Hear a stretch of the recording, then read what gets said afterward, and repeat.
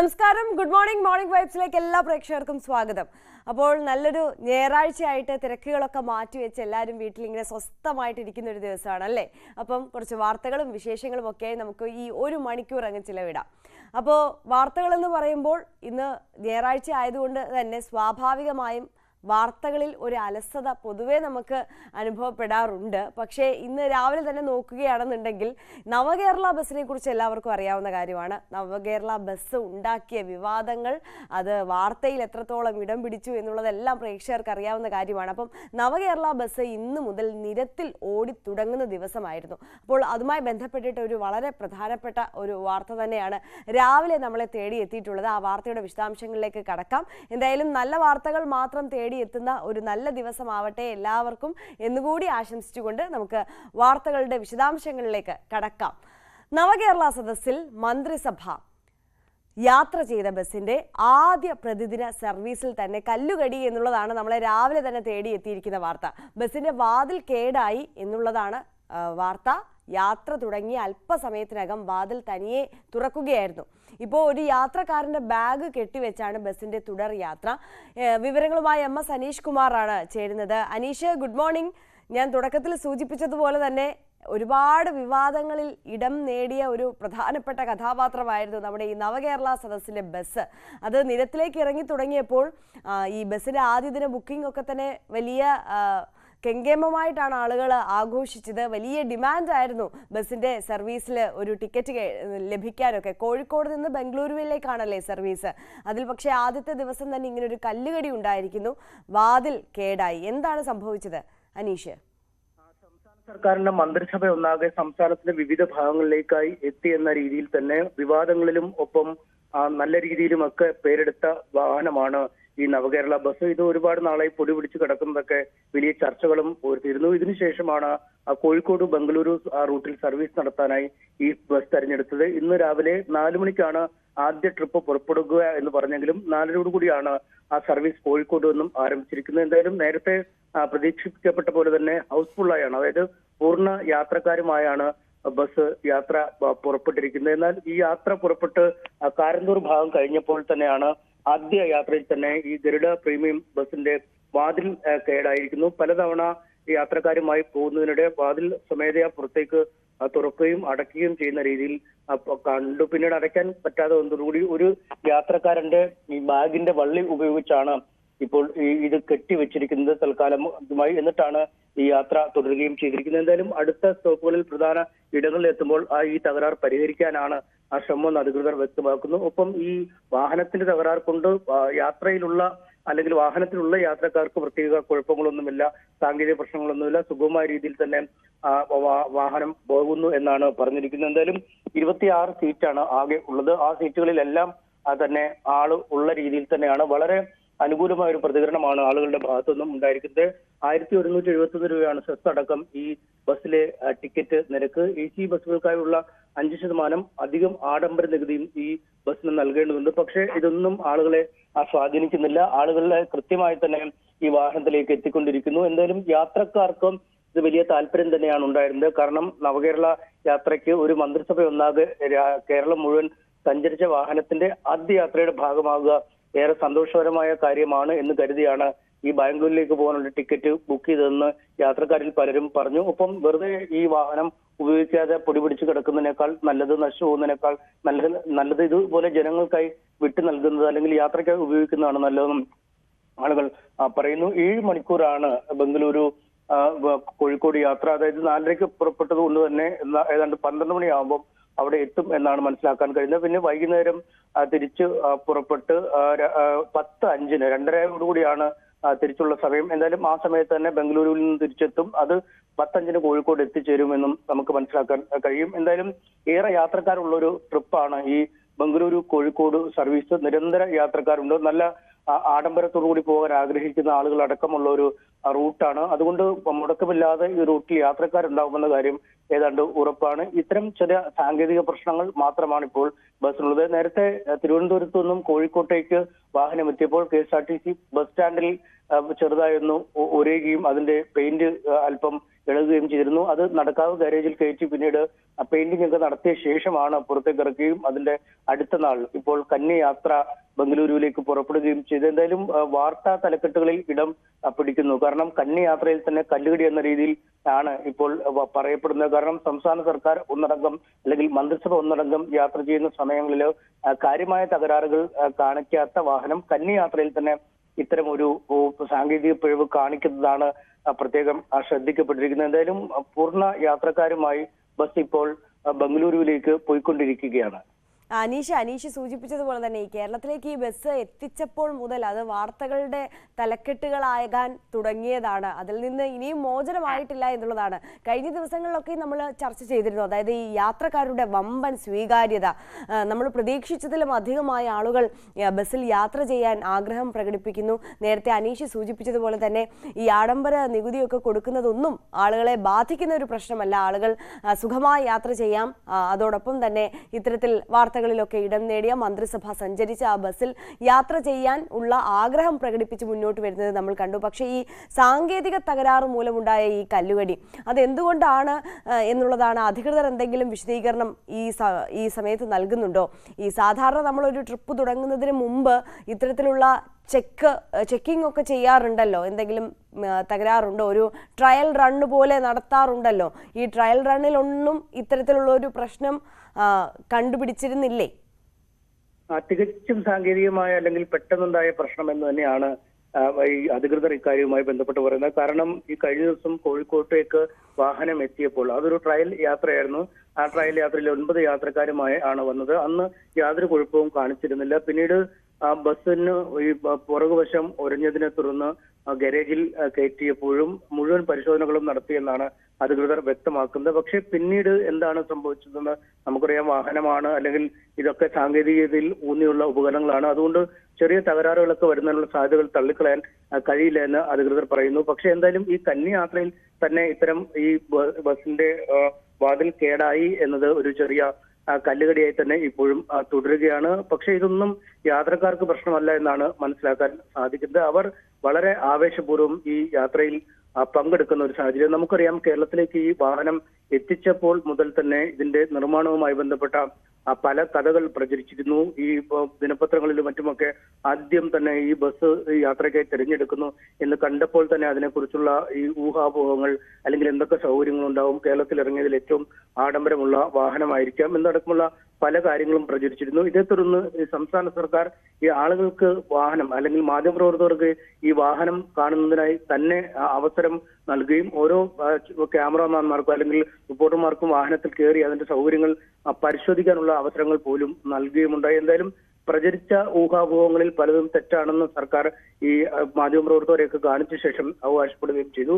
എന്തായാലും ഈ നവകേരള സദസ്സുമായി ബന്ധപ്പെട്ട ആദ്യ ദിനങ്ങളിലെ ഏറ്റവും പ്രധാന കൗതുകം ഈ വാഹനം തന്നെ ആയിരുന്നു എന്നതാണ് ഏറ്റവും ശ്രദ്ധേയം. കാരണം പോകുന്ന ഇടങ്ങളിലൊക്കെ ആരാധകർ അല്ലെങ്കിൽ CPM പ്രവർത്തകരും മറ്റുമൊക്കെ ഈ വാഹനത്തിന് ചുറ്റും കൂടുന്നതും വാഹനത്തിൽ നിന്ന് സെൽഫി എടുക്കാൻ ശ്രമിക്കുന്നതുമൊക്കെ വലിയ കാഴ്ചയായി മാറിയിരുന്നു. ഒപ്പം ഈ മുഖ്യമന്ത്രി ഇരുന്ന് സഞ്ചരിച്ച മുൻവശത്തെ ആ വാതിൽ, ആ കസേരയിൽ ഇരിക്കാനും മറ്റുമൊക്കെ ഇപ്പോഴും ബുക്കിംഗ് ആദ്യം തന്നെ അവസാനിക്കുന്ന ഒരു സാഹചര്യം. ആ സീറ്റ് നമ്പറാണ് പലർക്കും ആവശ്യമായി വരുന്നത് എന്ന് KSRTC ഉദ്യോഗസ്ഥർ സാക്ഷ്യപ്പെടുത്തുന്നു. ഓൺലൈനായി ടിക്കറ്റ് ലഭ്യമല്ലാത്ത, അല്ലെങ്കിൽ ഡിപ്പോയിൽ പോയി നേരിട്ട് ഈ ടിക്കറ്റ് എടുക്കാൻ കഴിയുമോ എന്ന് ചോദിക്കുന്ന ആളുകൾ പോലും ഉണ്ട് എന്നാണ് വ്യക്തമാക്കുന്നത്. എന്തായാലും വലിയ കൗതുകമാണ് ആളുകൾക്ക് ഈ യാത്ര. കാരണം ഒരു മന്ത്രിസഭ ഒന്നടങ്കം സഞ്ചരിച്ച, ജനപ്രതിനിധികൾ സഞ്ചരിച്ച ഒരു ചരിത്രത്തിന്റെ ഭാഗമായി മാറിയ ബസ്സിലാണ് ഒരു യാത്ര പുറപ്പെടാൻ കഴിയുകയെന്നത്. അന്നും ഈ CPM നേതാക്കളൊക്കെ അവകാശപ്പെട്ടതും ഇത് തന്നെയാണ്.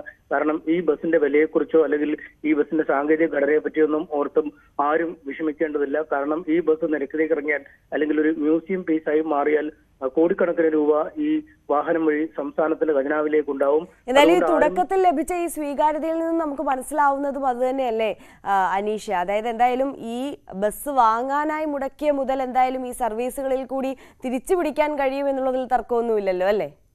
തീർച്ചയായും അത് തിരിച്ചു പിടിക്കാൻ കഴിയുമെന്നാണ് നമുക്ക് മനസ്സിലാക്കാൻ കഴിയുന്നത്. കാരണം ഏറ്റവും അധികം യാത്രക്കാരുള്ള സർവീസുകളിൽ ഒന്നാണ് ബംഗളൂരു കോഴിക്കോട് സർവീസ്. അതിൽ 1171 രൂപയാണ് ഒരാൾക്ക് തന്നെ നിരക്ക്. അത്തരത്തിൽ 25 യാത്രക്കാർ, ഒരു കണ്ടക്ടറുടെ സീറ്റ് കൂടെ ഒഴിവാക്കിയാൽ 25 യാത്രക്കാരുണ്ടാവും. ഒരു വശത്തേക്ക് തന്നെ 25,000 രൂപയുടെ കളക്ഷൻ ഉണ്ടാവും. തിരിച്ചും വരുമ്പോൾ അത്തരത്തിൽ കണക്കാക്കിയാൽ പോലും വലിയ നഷ്ടമില്ലാതെ കുറച്ച് നാളുകൾ കൊണ്ടും അല്ലെങ്കിൽ ഒന്നോ രണ്ടോ കുറച്ച് വർഷങ്ങൾ കൊണ്ടൊക്കെ ഈ മുടക്കുമുതൽ തിരിച്ചു പിടിക്കാൻ കഴിയുമെന്നാണ് പ്രതീക്ഷ. ഒപ്പം ഈ സർവീസ് വിജയിച്ചില്ലെങ്കിൽ മറ്റ് ഈ KSRTCയുടെ ബജറ്റ് ടൂറിസം പോലുള്ള വിഭാഗത്തിലേക്ക് മാറ്റാൻ ഉള്ള ആലോചനയും നടക്കുന്നുണ്ട്. എന്തായാലും ഈ സർവീസ് നിലവിലെ ബുക്കിംഗ് ക്രമീകരണങ്ങളൊക്കെ നോക്കിയാൽ അല്ലെങ്കിൽ ഓൺലൈനായി മറ്റുമൊക്കെ നോക്കിയാൽ ഈ സർവീസ് സൂപ്പർ ഹിറ്റായി മാറിയിരിക്കുന്നു എന്നാണ്. ഇത് ദിനംപ്രതിയുള്ള ഒരു സർവീസ് അല്ലേ അനീഷ്?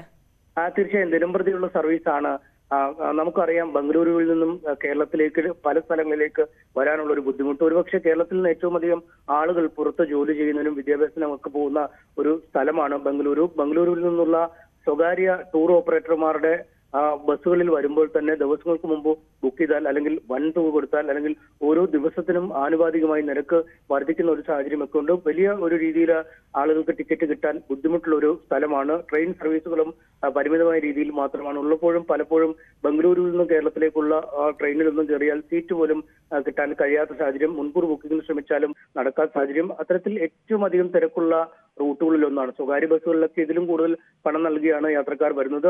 അതുകൊണ്ട് സ്ഥിരമായി യാത്ര ചെയ്യുന്ന ആളുകൾക്ക് അല്ലെങ്കിൽ ബിസിനസ് ആവശ്യങ്ങൾക്കും മറ്റുമൊക്കെയായി ബംഗളൂരുവിലേക്ക് പോകുന്ന ആളുകൾക്ക് ഇത് അത്ര അപ്രാപ്യമായ ഒരു നിരക്കല്ല. അതുകൊണ്ട് തന്നെ വലിയ തിരക്ക് കോഴിക്കോട്ട് നിന്നും ബംഗളൂരുവിലേക്കും ബംഗളൂരുവിൽ നിന്ന് തിരിച്ച് കോഴിക്കോട്ടേക്കും ഉണ്ടാകുമെന്ന് തന്നെയാണ് നമുക്ക് ഈ ഘട്ടത്തിൽ അനീഷ, ഇതിലുള്ള ഒരു അധിക അഡ്വാൻറ്റേജ് എന്ന് പറയുന്നത് യാത്രക്കാർക്ക് ഇതിൽ ബാത്റൂം ഫെസിലിറ്റി ഉണ്ടാകും ഈ ബസ്സിൽ എന്നുള്ളതല്ലേ?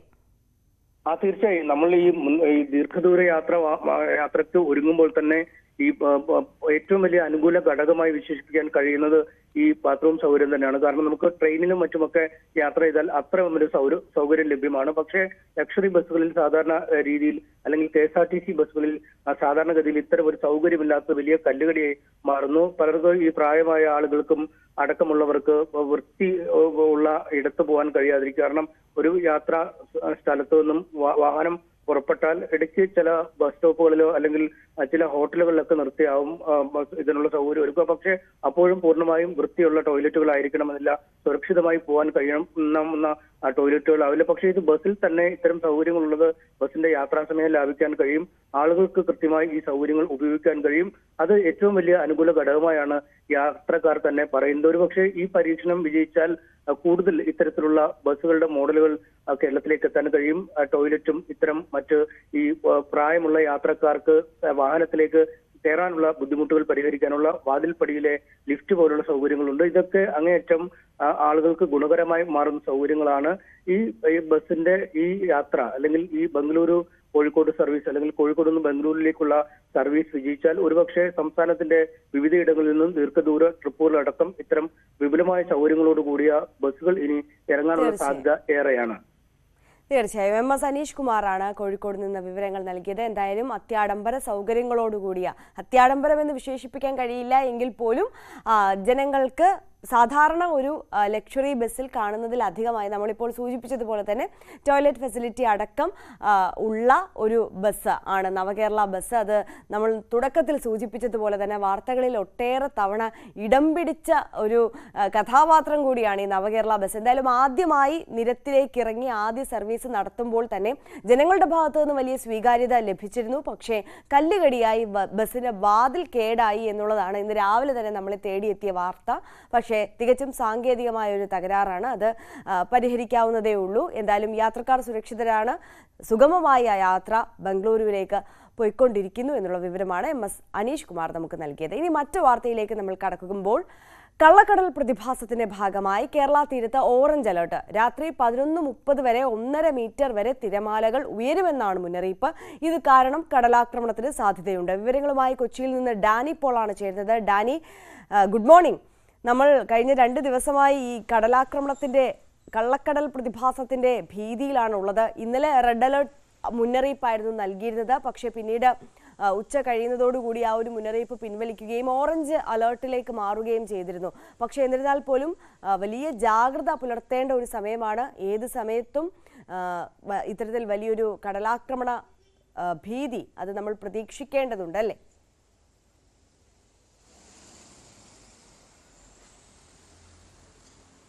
മുന്നറിയിപ്പുകൾ അതുപോലെയാണ്. മുന്നറിയിപ്പുകൾ നൽകിയിരിക്കുന്ന ഈ സൂചനകളെല്ലാം തന്നെ അത്തരം ചില മുൻകരുതലുകളെല്ലാം തന്നെ എടുക്കണമെന്ന രീതിയിൽ തന്നെയാണ്. പ്രത്യേകിച്ച് തീരമേഖലകളിൽ അതീവ ജാഗ്രതയോടുകൂടി കടന്നു പോകണം എന്ന് തന്നെയാണ് നിർദ്ദേശിക്കപ്പെട്ടിട്ടുള്ളത്. കാരണം തിരമാലകൾ ഉയരാനും അനിഷ്ട സംഭവങ്ങളെല്ലാം തന്നെ ഉണ്ടാകാനുള്ള ഒരു സാധ്യതകളെല്ലാം തന്നെയുണ്ട്. അതുകൊണ്ട് കരുതിയിരിക്കുക എന്നൊരു സന്ദേശം തന്നെയാണ് പൊതുവിൽ നൽകിയിരിക്കുന്നത്.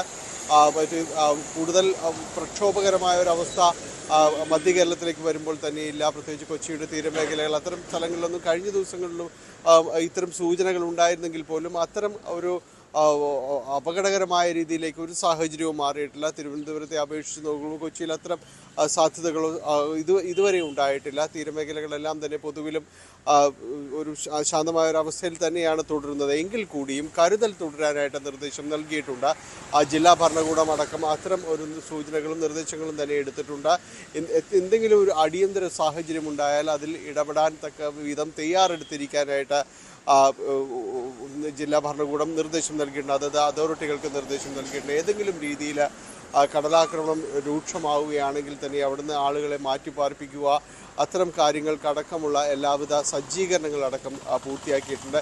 ഏറ്റവും പ്രധാനം മത്സ്യത്തൊഴിലാളികൾക്കുള്ള മുന്നറിയിപ്പാണ്. കടലിലേക്ക് മീൻ പിടിക്കാൻ പോകുന്നവർ അത് വളരെ കരുതലോടെ തന്നെയായിരിക്കണം. പരമാവധി അത് ഒഴിവാക്കുക എന്ന രീതിയിൽ തന്നെയാണ് സൂചനകൾ വന്നിരിക്കുന്നത്. കാരണം ഇത് തിരമാലകൾ ഉയരാനുള്ള വലിയ സാധ്യതകൾ തന്നെയാണ് കൽപ്പിക്കുന്നത്. അതുകൊണ്ട് അത്തരം ഒരു സാധ്യതകളിൽ നിന്നുകൊണ്ട് വേണം ഈ ഒരു ദിവസവും കടന്നു. കഴിഞ്ഞ ദിവസങ്ങളിൽ ഒരു റെഡ് നോട്ടീസ് ആയിരുന്നുവെങ്കിൽ ഇപ്പോൾ അത് ഓറഞ്ച് അലർട്ടിലേക്ക് അടക്കം മാറിയിട്ടുണ്ട്. കുറച്ചുകൂടി തീവ്രത കുറഞ്ഞിരിക്കുന്നു. ഇതിൽ ജാഗ്രത പുലർത്തിക്കൊണ്ട് മുന്നോട്ട് പോകാൻ തന്നെയാണ് നിർദ്ദേശം നൽകിയിരിക്കുന്നത്. ആ രീതിയിലുള്ളൊരു ജാഗ്രത തീരമേഖലയിൽ പൊതുവെ തന്നെ എല്ലായിടങ്ങളിലും തന്നെ ശ്രദ്ധിക്കുന്നുണ്ട്, സൂക്ഷിക്കുന്നുണ്ട്. തിരമാലകൾ ഉയരുന്ന ഒരു സാഹചര്യങ്ങളിലേക്ക് ഇതുവരെ മധ്യ കേരളത്തിലേക്ക് വരുമ്പോൾ അത്തരം ഒരു അലർട്ടൊന്നും ഇതുവരെ ആ രീതിയിലേക്ക് വന്നിട്ടില്ല. എങ്കിൽ കൂടിയും ഏതെങ്കിലും ഒരു സാഹചര്യം ഉണ്ടായാൽ അതിനെ നേരിടാൻ പര്യാപ്തമായ രീതിയിലേക്ക് സേനാ വിഭാഗങ്ങളെയും മറ്റ് ദുരന്ത നിവാരണ അതോറിറ്റിയും എല്ലാം തന്നെയും സംവിധാനങ്ങൾ ഒരുക്കിയിട്ടുണ്ട്, ഏകോപിപ്പിച്ചിട്ടുണ്ട്. അത്തരം കാര്യങ്ങൾക്ക് കഴിഞ്ഞ ദിവസവും ജില്ലാ ഭരണകൂടത്തിൻ്റെ നേതൃത്വത്തിൽ ചില അവലോകന യോഗങ്ങളടക്കം നടന്നിരുന്നു. ജില്ലാ കളക്ടറുടെ നേതൃത്വത്തിൽ തന്നെ എത്രമാത്രം ഒരുക്കങ്ങൾ ഇവിടെ സജ്ജമാക്കിയിട്ടുണ്ട് എന്നതടക്കം. പ്രത്യേകിച്ച് ഈ കാലവർഷങ്ങളിൽ സ്വീകരിക്കുന്ന വലിയ രീതിയിലുള്ളൊരു മുന്നറിയിപ്പ് സംവിധാനങ്ങളുണ്ട്. അതിൽ അങ്ങനെ വരുമ്പോൾ നേരിടുന്ന രീതികൾ, തിരമാലകൾ അടിച്ചു കയറുമ്പോൾ തീരദേശത്ത് നിന്ന് സാധാരണ രീതിയിൽ ഒഴിപ്പിക്കേണ്ടി വരുന്ന ഇടങ്ങൾ, അങ്ങനെയെങ്കിൽ അവരെ മാറ്റിപ്പാർപ്പിക്കേണ്ട സ്ഥലങ്ങൾ, ഇതെല്ലാം തന്നെ ഒരു പ്രാഥമികമായ ഒരു അവലോകനത്തിലേക്ക് കഴിഞ്ഞ ദിവസങ്ങളിൽ ചേർന്ന കളക്ടർ യോഗം കടന്നിരുന്നു. പക്ഷേ അത്തരം ഒരു സാധ്യതകൾ അങ്ങനെ ഒരു തീവ്രതയിലേക്ക് പോകാനുള്ള ഒരു സാധ്യതയില്ല എങ്കിൽ തന്നെയും ഇതിനു വേണ്ടിയുള്ള ഒരുക്കങ്ങൾ സജ്ജമാണ്. ആ രീതിയിലുള്ളൊരു അവലോകനങ്ങൾ എല്ലായിടത്തും തന്നെ നടക്കുന്നു. സ്ഥിരമായ ഒരു നിരീക്ഷണ സംവിധാനത്തിലേക്കടക്കം തീരമേഖലകൾ മാറിയിട്ടുമുണ്ട്. തീർച്ചയായും ഡാനി തുടരുക. ഞാൻ തിരുവനന്തപുരത്തേക്ക് കൂടി ഒന്ന് പോവുകയാണ്. ഡാനി സൂചിപ്പിച്ചു, മധ്യകേരളത്തെ സംബന്ധിച്ച് നോക്കുമ്പോൾ വലിയ രൂക്ഷമായ തിരമാലകളോ അത്തരത്തിൽ കടലാക്രമണ ഭീതിയോ നിലവിൽ നിലനിൽക്കുന്നില്ല. ഭീതി നിലനിൽക്കുന്നില്ല എന്നുള്ളതല്ല. കഴിഞ്ഞ ദിവസം ഓറഞ്ച് അലർട്ട് മുന്നറിയിപ്പ് ഉണ്ടായിരുന്നു. പക്ഷേ അവിടെ കാര്യമായ തരത്തിലുള്ള കടലാക്രമണ സാഹചര്യമൊന്നും ഉണ്ടായില്ല എന്നുള്ളത്. പക്ഷേ തിരുവനന്തപുരത്തേക്ക് എത്തുമ്പോൾ കള്ളക്കടൽ പ്രതിഭാസത്തെ തുടർന്ന് തിരുവനന്തപുരം 5 തെങ്ങിന് സമീപം രൂക്ഷമായ കടലാക്രമണം ഉണ്ടായി. 3 വീടുകളിലുള്ളവരെ ഒഴിപ്പിക്കുകയും ചെയ്തിരുന്നു. വിവരങ്ങളുമായി വി വിനോദ് ചേരുകയാണ്. വിനോദ്, ഈ കടലാക്രമണം അതിന്റെ ഒരു സാധ്യത തെക്കൻ കേരളത്തിലേക്ക് വരുമ്പോൾ എങ്ങനെയാണ്? തിരുവനന്തപുരത്തെ ഈ 5 തെങ്ങിലെ സാഹചര്യം എങ്ങനെയായിരുന്നു? യെല്ലോ അലർട്ടാണ് പ്രഖ്യാപിച്ചിരുന്നത്. കഴിഞ്ഞ ദിവസം രാത്രിയോടുകൂടി 5 തെങ്ങിലെ 3 വീടുകളിൽ ശക്തമായ തിര അടിച്ചു കയറുന്ന സാഹചര്യം ഉണ്ടായി. ഈ വീടുകളിൽ ഉണ്ടായിരുന്നവരെ ബന്ധു വീടുകളിലേക്ക് മാറ്റിയിട്ടുണ്ട്. ഈ പരിസരത്തും ഈ നിലയിൽ തന്നെ ശക്തമായ കടൽ കയറ്റം ഉണ്ടായി. നേരത്തെ റെഡ് അലർട്ടാണ് പ്രഖ്യാപിച്ചിരുന്നതെങ്കിലും പിന്നീട് അത് ഓറഞ്ച് അലർട്ടിലേക്ക് മാറ്റുകയായിരുന്നു. ഇപ്പോഴും ജാഗ്രതാ നിർദ്ദേശം അതേപടി തുടരുകയാണ്. ഇന്ന് രാത്രി 11:30 മണി വരെ ഈ നിർദ്ദേശം നിലനിൽക്കും. കഴിഞ്ഞ ദിവസം ഈ നിർദ്ദേശം പുറപ്പെടുവിച്ചതിന് പിന്നാലെ മത്സ്യത്തൊഴിലാളികൾക്ക് നിർദ്ദേശങ്ങൾ നൽകിയിരുന്നു. അതായത് റവന്യൂ വകുപ്പും പോലീസും ഉച്ചഭാഷണിയിലൂടെ തീരദേശത്ത് കൃത്യമായ നിർദ്ദേശങ്ങൾ നൽകിയിരുന്നു. ഈ വള്ളങ്ങൾ സുരക്ഷിതമായ സ്ഥലങ്ങളിലേക്ക് മാറ്റിവെക്കുക, അതുപോലെ തന്നെ മത്സ്യബന്ധന ഉപകരണങ്ങൾ ഇതെല്ലാം തന്നെ മാറ്റിവെക്കുക, പരസ്പരം കൂട്ടിയിടിച്ച് വള്ളങ്ങൾ പറ്റാതിരിക്കാനുള്ള അതിനുള്ള നടപടികൾ സ്വീകരിക്കുക. അതോടൊപ്പം തന്നെ കടൽക്കയറ്റ ഭീഷണി ഉള്ള സ്ഥലങ്ങളിൽ, അങ്ങനെ നേരത്തെ ഉണ്ടായിട്ടുള്ള സ്ഥലങ്ങളിൽ ജനങ്ങൾ ആവശ്യമെങ്കിൽ മാറുക, മാറ്റിപ്പാർപ്പിക്കൽ നടപടികൾ ഉണ്ടായാൽ അതിനോട് സഹകരിക്കുക തുടങ്ങിയ കാര്യങ്ങൾ കഴിഞ്ഞ ദിവസം തന്നെ പറഞ്ഞിരുന്നതാണ്. ബീച്ചുകളിൽ ഇന്നലെയും ഇന്നുമായി നിയന്ത്രണമുണ്ട്. കഴിഞ്ഞ ദിവസം ബീച്ചുകളിൽ വലിയ നിയന്ത്രണം ഏർപ്പെടുത്തിയിരുന്നു. ആളുകൾ വരുന്നതിനും ഒരുപാട് കടലിലേക്ക് ഇറങ്ങുന്നതിനുമുള്ള ഒരു സാഹചര്യം അത് ഒഴിവാക്കിക്കൊണ്ടുള്ള നടപടികൾ സ്വീകരിച്ചിരുന്നു. ഇന്നും ഈ ജാഗ്രതാ നിർദ്ദേശം തുടരും. കഴിഞ്ഞ തവണ ഇങ്ങനെ കടൽ കയറ്റം ഉണ്ടായപ്പോൾ പൊഴിയൂർ, പൂവാർ തുടങ്ങിയ മേഖലകളിലാണ് ജില്ലയിൽ വീടുകളിലേക്ക് വെള്ളം കയറിയത്. എന്നാൽ ഇപ്പോൾ കുറച്ചുകൂടി വടക്കോട്ട് മാറി അഞ്ചുതെങ്ങ് പ്രദേശത്തിലാണ് ഇത്തരത്തിൽ കടൽക്ഷോഭം ഉണ്ടായിരിക്കുന്നത്. ആര്യ, ശരി. തിരുവനന്തപുരത്തെ തെക്കൻ കേരളത്തിലെയും പൊതുവായ സാഹചര്യമാണ് വി വിനോദ് നൽകിയത്. എറണാകുളത്തേക്ക് ഒരിക്കൽ കൂടി പോവുകയാണ്. ഡാനി ഇപ്പോൾ തുടരുന്നുണ്ട്. ഡാനി, ഈ വിദേശികളടക്കം ഒരുപാട് വിനോദസഞ്ചാരികൾ എത്തുന്ന തീരദേശ മേഖല കൂടിയാണ് ഈ എറണാകുളം ജില്ലയിലുള്ളത്. പല ബീച്ചുകളിലും അത്തരത്തിൽ വൻ തിരക്ക് അനുഭവപ്പെടാറുണ്ട് എല്ലാ ദിവസവും. എങ്ങനെയാണ് അവിടുത്തെ ഒരു വിനോദസഞ്ചാര മേഖലയിലൊക്കെ ഇപ്പോൾ ഈ വിലക്ക് ബാധകമാണോ? ഈ ഒരു ദിവസം കൂടി മാത്രമാണോ ഈ മുന്നറിയിപ്പിന്റെ ജാഗ്രതാ നിർദ്ദേശമുള്ളത്?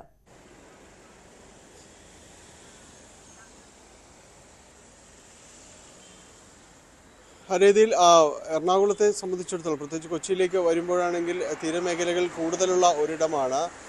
സൂചിപ്പിച്ചതുപോലെ വിനോദസഞ്ചാരികൾ കൂടുതലെത്തുന്ന സ്ഥലങ്ങളുണ്ട്. ഫോർട്ട് കൊച്ചി ബീച്ചിന് പുറമെ വൈപ്പിൻ ബീച്ചുകളിലേക്ക് പോകുമ്പോൾ ചെറായി ബീച്ച്, അങ്ങനെ നിരവധിയായ ബീച്ചുകളുണ്ട്. തദ്ദേശീയരും അതോടൊപ്പം തന്നെ വിദേശീയരുമായ നിരവധി ടൂറിസ്റ്റുകൾ എത്തുന്ന ഒരിടം തന്നെയാണ്. ഇവിടങ്ങളിൽ കഴിഞ്ഞ ദിവസങ്ങളെല്ലാം തന്നെ മുന്നറിയിപ്പ് സംവിധാനങ്ങൾ ഉണ്ടായിരുന്നു. ബീച്ചിൽ അധിക സ്ഥലത്തേക്ക്, വെള്ളത്തിലേക്ക് കൂടുതൽ കടലിലേക്ക് ഇറങ്ങരുത് എന്നതടക്കമുള്ളൊരു മുന്നറിയിപ്പുകളെല്ലാം തന്നെ നൽകിയിരുന്നു. പക്ഷേ ഇതിൽ വലിയ അപായപ്പെടുത്തുന്ന രീതിയിലേക്ക് കാര്യങ്ങളൊന്നും എത്തിയിട്ടില്ല. അപ്പോൾ ജാഗ്രത പൊതുവിൽ തന്നെയും പാലിക്കുന്നുണ്ട്. കാരണം തീരത്തേക്ക് വരുന്നവർ കൂടുതലും ശ്രദ്ധിക്കണമെന്ന നിർദ്ദേശം അവിടെ ലൈഫ് ഗാർഡുകൾ അടക്കം നൽകുന്നുണ്ട്. പിന്നെ ഫോർട്ട് കൊച്ചിയിലേക്ക് വരുമ്പോൾ വലിയ രീതിയിലുള്ളൊരു ബീച്ച് സംവിധാനങ്ങൾ ഫോർട്ട് കൊച്ചിയിൽ ഇല്ല എന്നുള്ളതാണ്. കാരണം ഈ കടൽ കയറ്റത്തിൽ, നേരത്തെയുള്ള കടൽ കയറ്റത്തിന് ബീച്ച് സംവിധാനങ്ങളെല്ലാം തന്നെ നഷ്ടമാകുന്നു. അപ്പോൾ കൂടുതൽ ടൂറിസ്റ്റുകൾ ആശ്രയിക്കുന്നൊരിടം എന്ന് പറയുന്നത് വൈപ്പിൻ തീരമേഖലകളാണ്, അവിടെയുള്ള കടലോരങ്ങളാണ്. ഇവിടങ്ങളിലെല്ലാം തന്നെ ലൈഫ് ഗാർഡിൻ്റെ ഒരു ജാഗ്രതാ നിർദ്ദേശം അവിടെ ലൈഫ് ഗാർഡിൻ്റെ അവിടെ ഉണ്ട്. അവിടെയുള്ളവർ മുന്നറിയിപ്പ് സംവിധാനങ്ങളെല്ലാം തന്നെ നൽകുന്നുണ്ട്. ഒപ്പം തന്നെയാണ് പോലീസിൻ്റെ ഒരു പെട്രോളിംഗ്, അവിടെ ഒരു നിരീക്ഷണവും കാര്യങ്ങളും എല്ലാം തന്നെ ഈ മുന്നറിയിപ്പിൻ്റെ ഒരു പശ്ചാത്തലത്തിൽ ഏർപ്പെടുത്തിയിട്ടുണ്ട്.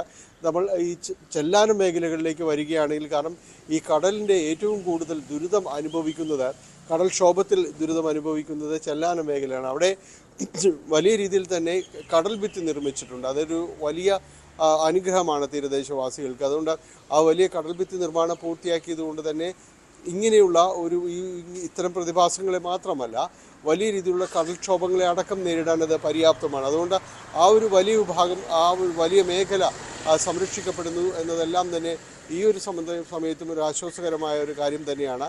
എങ്കിൽ കൂടിയും അവിടെ ഈ കടൽ ഭിത്തി നിർമ്മിക്കാത്ത ഇടങ്ങളുണ്ട്. അവിടെയും വലിയ രീതിയിലേക്ക് കടൽ കയറ്റമൊന്നും ഇതുവരെയും അനുഭവപ്പെട്ടിട്ടില്ല. പൊതുവിൽ മത്സ്യത്തൊഴിലാളികൾക്കുള്ള ഒരു മുന്നറിയിപ്പ് എല്ലായിടത്തും തന്നെ നിലനിൽക്കുന്നുണ്ട്. ജാഗ്രത പുലർത്തുന്നുണ്ട്. ഫിഷറീസ് വകുപ്പും എല്ലാം തന്നെ ഇത്തരം കാര്യങ്ങളിൽ ഇടപെടുന്നുണ്ട്. മത്സ്യത്തൊഴിലാളികളുടെ കാര്യം, അതോടൊപ്പം തന്നെ വിനോദസഞ്ചാര മേഖലയെയും തൽക്കാലം ഈ മുന്നറിയിപ്പ് എന്ന രീതിയിൽ തന്നെ വന്നിരിക്കുന്നത് കൊണ്ട് ജാഗ്രതയോടുകൂടി തന്നെ അത്തരം ഒരു ഇടപെടലുകൾ ഉണ്ടാകുന്നുണ്ട്. ഒരു ജാഗ്രതയിൽ പോകുന്നു. പക്ഷേ വലിയ രീതിയിലേക്ക് പരിഭ്രാന്തിപ്പെടേണ്ട ഒരു അന്തരീക്ഷത്തിലേക്ക് നമ്മുടെ തീരമേഖലകൾ, മധ്യ കേരളത്തിലെ ഒരു തീരമേഖലകൾ എത്തിയിട്ടില്ല എന്ന് തന്നെയാണ് പറയുന്നത്. എങ്കിലും നിർദ്ദേശങ്ങൾ നിലവിൽ നിൽക്കുന്നുണ്ട്. അത്തരം കാര്യങ്ങൾ അനുവർത്തിക്കുന്നുമുണ്ട്. തീർച്ചയായും. ഡാനി പോളാണ് എറണാകുളത്ത് നിന്ന് വിവരങ്ങൾ നൽകിയത്. എന്തായാലും ഡാനി സൂചിപ്പിച്ചതുപോലെ തന്നെ അതിഭീകരമായ ഒരു സാഹചര്യം അല്ലെങ്കിൽ പോലും ജാഗ്രത അത് പുലർത്തേണ്ടതുണ്ട്. ഇന്ന് ഓറഞ്ച് അലേർട്ട് മുന്നറിയിപ്പാണ് കേരള തീരത്ത് നൽകിയിട്ടുള്ളത്. ഇനി നമ്മൾ മറ്റു വാർത്തകളിലേക്ക് കടക്കുമ്പോൾ, കഴിഞ്ഞ കുറച്ച് ദിവസങ്ങളായി പ്രേക്ഷകർക്ക് അറിയാവുന്ന കാര്യമാണ് KSRTC ഡ്രൈവറും തിരുവനന്തപുരം മേയർ ആര്യ രാജേന്ദ്രന്റെ കുടുംബവും തമ്മിലുണ്ടായ തർക്കം. അതേ തുടർന്നുണ്ടായ അന്വേഷണവും കേസും ഒക്കെയാണ് വാർത്തകളിൽ ഇടം പിടിക്കുന്നത്. എന്തായാലും വിഷയത്തിൽ മെമ്മറി കാർഡ് സംബന്ധിച്ച പരിശോധനാ ഫലം വൈകാതെ പുറത്തു വരും എന്നുള്ളതാണ് പ്രധാനപ്പെട്ട കാര്യം. മെമ്മറി കാർഡ് തർക്കത്തിന് ശേഷം ഊരി മാറ്റിയതാണോ, നേരത്തെ തന്നെ ഉണ്ടായിരുന്നില്ലേ എന്ന കാര്യത്തിലാണ് ഇനി സ്ഥിരീകരണം ഉണ്ടാകേണ്ടത്. ഊരി മാറ്റിയതാണെങ്കിൽ അത് അന്വേഷണം വേണ്ടിവരുന്ന ഒരു പ്രധാനപ്പെട്ട വിഷയമായി മാറുകയും ചെയ്യും. അതേസമയം അഭിഭാഷകനായ ബൈജു നോയലിന്റെ ഹർജിയുടെ അടിസ്ഥാനത്തിൽ സച്ചിൻ ദേവ് MLA, ഭാര്യയും മേയറുമായ ആര്യ രാജേന്ദ്രൻ എന്നിവർ അടക്കം 5 പേർക്കെതിരെ കന്റോൺമെന്റ് പോലീസ് കേസെടുത്തു. കേസെടുക്കാൻ കന്റോൺമെന്റ് പോലീസിന് മജിസ്ട്രേറ്റ് കോടതി 3 നിർദ്ദേശം നൽകിയിരുന്നു. നടി റോഷ്നയുടെ പരാതി സത്യമാണെന്ന് ഇതിനകം സ്ഥിരീകരിക്കുകയും ചെയ്തിട്ടുണ്ട് എന്നുള്ളതാണ് മറ്റൊരു പ്രധാനപ്പെട്ട കാര്യം. ഈ വിഷയവുമായി ബന്ധപ്പെട്ട് കുന്നംകുളത്തിന് സമീപം ഡ്രൈവർ യദു അപകടകരമായ രീതിയിൽ ബസ് ഓടിച്ചെന്നും തന്നോട് അപമര്യാദയായി പെരുമാറിയെന്നുമായിരുന്നു ചലച്ചിത്ര താരത്തിന്റെ പരാതി. കുന്നംകുളത്തേക്ക് പോയിട്ടില്ല എന്ന യദുവിന്റെ വാദം കഴിഞ്ഞ ദിവസം KSRTC രേഖകൾ പുറത്തു വന്നതോടുകൂടി പൊളിഞ്ഞിരുന്നു. ഈ വാഹനത്തിന്റെ ഷെഡ്യൂൾ രേഖ അത് ന്യൂസ് 18 ലഭിച്ചിരുന്നു. അത് പ്രേക്ഷകരിലേക്ക് എത്തിക്കുകയും ചെയ്തിരുന്നു. ഈ ചലച്ചിത്ര താരം റോഷ്ന സൂചിപ്പിച്ചതുപോലെ തന്നെ അന്നേ സമയം അതേ വാഹനം ഓടിച്ച് ആ റൂട്ടിൽ സഞ്ചരിച്ചത് യദു തന്നെയാണ് എന്നുള്ളത് അതിൽ നിന്ന് മനസ്സിലാവുകയും ചെയ്തിരുന്നു.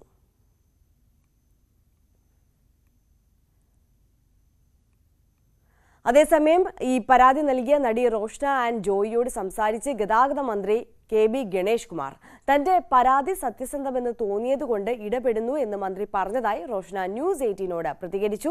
നീതി കിട്ടുമെന്നാണ് പ്രതീക്ഷയെന്നും റോഷ്ന പറഞ്ഞു. മന്ത്രി KB ഗണേഷ് കുമാർ നമ്മളെ കോണ്ടാക്ട് ചെയ്തിരുന്നു. ഇതുപോലെ വളരെ പോസിറ്റീവായിട്ടാണ് അദ്ദേഹം ഈ ഒരു വിഷയത്തെ നമ്മളോട് സംസാരിച്ചിരിക്കുന്നത്. അദ്ദേഹം പറഞ്ഞത് ഇത്രയും പുകഞ്ഞുകൊണ്ടിരിക്കുന്ന ഒരു വിഷയത്തിലേക്ക് ഒരു സ്ത്രീ എടുത്തു ചാടുമെന്ന് ഞാൻ അതും ബോധപൂർവ്വം എടുത്തു ചാടുമെന്ന് വിചാരിക്കുന്നില്ല. അതുകൊണ്ട് ഇതൊരു ജെനുവിൻ കേസായിട്ട് അദ്ദേഹത്തിന് തോന്നി. അതുകൊണ്ട് ഇതിൽ ഇടപെടുകയാണ് എന്ന് പറഞ്ഞു. അതിൻ്റെ തെളിവെടുപ്പുകൾ നടന്നുകൊണ്ടിരിക്കുകയാണെന്ന് പറഞ്ഞു. അന്നേ ദിവസം ജോലിയിലുണ്ടായിരുന്ന MBD അവരെ ചോദ്യം ചെയ്യേണ്ടിയിരിക്കുന്നെന്ന് പറയുന്നു. അതുപോലെ തന്നെ കണ്ടക്ടറെ മൊഴി രേഖപ്പെടുത്തും എന്ന് പറയുന്നുണ്ടായിരുന്നു. എന്തായാലും എനിക്ക് നീതി കിട്ടും എന്ന് ഞാൻ പ്രതീക്ഷിക്കുന്നു. അദ്ദേഹത്തിൻ്റെ കോളിലൂടെ മനസ്സിലാക്കിയത് അദ്ദേഹം നമുക്ക് സപ്പോർട്ടായിട്ടുള്ള രീതിയിലാണ് സംസാരിക്കുന്നതെന്നാണ് ഞാൻ വിശ്വസിക്കുന്നത്. അതാണ് റോഷ്നയുടെ പ്രതികരണം. റോഷ്ന ന്യൂസ് 18നോടാണ് പ്രതികരിച്ചത്. എന്തായാലും ഈ മേയർ KSRTC ഡ്രൈവർ തർക്കത്തിൽ ഇന്നലെയുണ്ടായ പ്രധാനപ്പെട്ട ഒരു നീക്കം എന്നുള്ളത് ആര്യയും സച്ചിൻ ദേവും ഉൾപ്പെടെ 5 പേർക്കെതിരെ കേസെടുത്തു എന്നുള്ളതാണ്. മേയർക്കും MLAക്കുമെതിരെ കേസെടുക്കാൻ തിരുവനന്തപുരം വഞ്ചിയൂർ CJM കോടതി ഉത്തരവിട്ടതിന് പിന്നാലെയാണ് കേസെടുത്തത്. വിവരങ്ങളുമായി VV വിനോദാണ് ചേരുന്നത്. വിനോദ്, കഴിഞ്ഞ ദിവസം ഈ ഡ്രൈവർ യദു കോടതിയെ സമീപിച്ചിരുന്നു. ഈ ജനപ്രതിനിധികൾക്കടക്കം എതിരെ 5 പേർക്കെതിരെ കേസെടുക്കണമെന്നുള്ള ആവശ്യം മുന്നോട്ട് വെച്ചു. എന്തായാലും ഇവർക്കെതിരെ കേസ് എടുത്തിരിക്കുകയാണ്. ഏതൊക്കെ വകുപ്പുകളാണ് ചുമത്തിയിട്ടുള്ളത്? എങ്ങനെയാണ് വിശദാംശങ്ങൾ? അതിൽ യദുവിന്റെ ഹർജി കോടതി ഇനി പരിഗണിക്കാനിരിക്കുന്നേ ഉള്ളൂ. അതേസമയം ബൈജു നോയൽ എന്ന മറ്റൊരു അഭിഭാഷകൻ അദ്ദേഹം നേരത്തെ തന്നെ നൽകിയ ഹർജിയുടെ അടിസ്ഥാനത്തിലാണ് സച്ചിൻ ദേവും ആര്യ രാജേന്ദ്രനും ഉൾപ്പെടെ 5 പേർക്കെതിരെ കേസെടുത്തിട്ടുള്ളത്. കേസെടുക്കാൻ നിർദ്ദേശം നൽകിയതിന്റെ അടിസ്ഥാനത്തിൽ കന്റോൺമെന്റ് പോലീസ് കേസെടുക്കുകയായിരുന്നു. ഇതിൽ സംഘം ചേരൽ, പൊതുഗതാഗതം തടസ്സപ്പെടുത്തൽ തുടങ്ങിയ കാര്യങ്ങൾ ഇതാണ് ഉൾപ്പെടുത്തിയിട്ടുള്ളത്. അതേസമയം നേരത്തെ ആര്യ സൂചിപ്പിച്ചതുപോലെ തന്നെ മന്ത്രി KB ഗണേഷ് കുമാർ ഈ വിഷയത്തിൽ സജീവമായി ഇടപെടുന്നുണ്ട്. നടി റോഷ്നയുമായി അദ്ദേഹം സംസാരിച്ചിരുന്നു. അതിൽ റോഷ്നയുടെ പരാതി അത് ശരിയാണ് എന്ന് കഴിഞ്ഞ ദിവസം തെളിഞ്ഞിരുന്നു. അതായത് യദു പലപ്പോഴും പറയുന്നത് ഘടകവിരുദ്ധമായ കാര്യങ്ങളാണ്, പൊരുത്തക്കേടുകളുണ്ട്, മൊഴികൾ മാറ്റുന്നുണ്ട്, കൃത്യമായ മറുപടിയില്ല. കഴിഞ്ഞ ദിവസം തന്നെ കോടതിക്ക് മുന്നിൽ അറിയില്ല, മറന്നുപോയി തുടങ്ങിയ മറുപടികളായിരുന്നു യദുവിന്റെ ഭാഗത്ത് നിന്നുണ്ടായത്. മേയർ കുടുംബവും വാഹനം തടഞ്ഞത് അത് ഉത്തരവാദിത്തപ്പെട്ട ജനപ്രതിനിധികളുടെ ഭാഗത്ത് നിന്ന് ഉണ്ടാകാൻ പാടുള്ള സംഗതിയാണോ എന്ന ചോദ്യം അവശേഷിക്കുമ്പോൾ തന്നെ യദുവിന്റെ ഒരു ട്രാക്ക് റെക്കോർഡ് പരിശോധിക്കുമ്പോൾ അദ്ദേഹത്തിന്റെ ഭാഗത്ത് നിന്ന് പലപ്പോഴും മോശം പെരുമാറ്റങ്ങൾ ഉണ്ടായിട്ടുണ്ട് എന്ന കാര്യം വ്യക്തമാണ്. നേരത്തെയും ഇങ്ങനെ അപകടകരമായ രീതിയിൽ വാഹനം ഓടിക്കുക, സ്ത്രീകളോട് അപമര്യാദയായി പെരുമാറുക, അത്തരം കേസുകൾ നേരത്തെ ഒത്തുതീർപ്പായതാണ്. ആ നിലയ്ക്ക് നോക്കുമ്പോൾ യദുവിന്റെ ഒരു ട്രാക്ക് റെക്കോർഡ് നോക്കുമ്പോൾ അദ്ദേഹത്തിന്റെ പെരുമാറ്റത്തിൽ വലിയ പ്രശ്നമുണ്ട് എന്നത് തന്നെയാണ്. പൊതുവിൽ ഇത്തരം സ്വഭാവമുള്ളവരെ സർവീസിൽ തുടരാൻ അനുവദിക്കാമോ എന്ന ചോദ്യം കൂടി ഉയർന്നു വരുന്നുണ്ട്. ഏതായിരുന്നാലും റോഷ്ന പറഞ്ഞത് കഴിഞ്ഞ ജൂൺ 19 തനിക്ക് ഇങ്ങനെ ഒരു ചിത്താനുഭവം ഉണ്ടായി എന്ന കാര്യമാണ്. അത് എന്നാൽ താൻ തൃശ്ശൂർ വരെ മാത്രം സർവീസ് നടത്തുന്ന താൻ എങ്ങനെ കുന്നംകുളത്തേക്ക് പോകുമെന്ന മറുചോദ്യം കൊണ്ട് അതിനെ മുനയൊടിച്ചു കളയാനാണ് ഇത് ശ്രമിച്ചത്. എന്നാൽ KSRTCയുടെ രേഖകൾ പുറത്തു വന്നപ്പോൾ വഴിക്കടവ് വരെയുള്ള സർവീസ്, അതായത് ഈ പറയുന്ന സ്ഥലത്തു കൂടി ഈ അപകടകരമായ രീതിയിൽ വാഹനം ഓടിച്ചു എന്ന് പറയുന്ന സ്ഥലത്തു കൂടി തന്നെയാണ് ഈ ബസ് കടന്നുപോയിട്ടുള്ളത്. അന്ന് വാഹനം ഓടിച്ചത് യദു തന്നെയാണ്.